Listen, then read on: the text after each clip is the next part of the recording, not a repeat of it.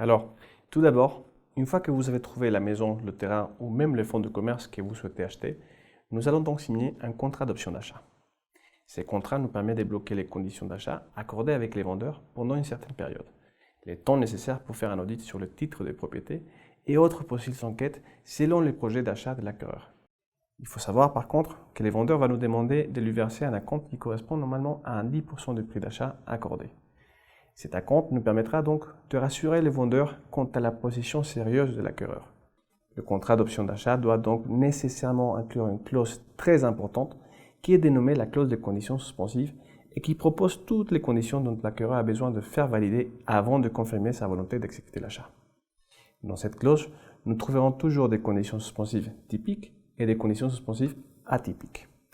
Les conditions typiques sont les conditions que tout acquéreur souhaite vérifier, comme par exemple le fait que le vendeur soit bien le propriétaire du titre auprès des registres nationaux, que le titre est à jour avec les impôts fonciers, qu'il n'y a pas de gages, annotations ou embargos sur le titre, que le terrain dispose d'eau potable et d'électricité, entre autres. Les conditions suspensives typiques nous permettent donc d'assurer que la situation juridique du titre convient à l'acquéreur. De l'autre côté, les conditions atypiques sont les conditions qui correspondent plutôt au projet de l'acquéreur. Admettons par exemple que l'acquéreur souhaite acheter le terrain pour construire un hôtel qu'il compte exploiter après. Alors, nous allons donc établir comme condition suspensive atypique la nécessité de confirmer la possibilité de pouvoir obtenir les permis pour la construction d'un hôtel avec les dimensions qui correspondent, ainsi que la possibilité de pouvoir exploiter une activité hôtelière sur le terrain, entre autres.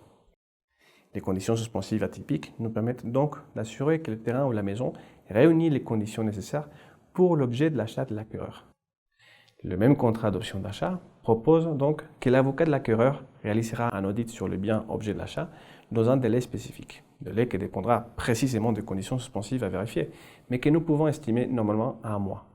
Et c'est là afin de vérifier et valider toutes les conditions suspensives établies dans le contrat, sachant que s'il y a au moins une condition suspensive non confirmée, l'acquéreur pourra, à son choix, se retirer du contrat et récupérer l'acompte.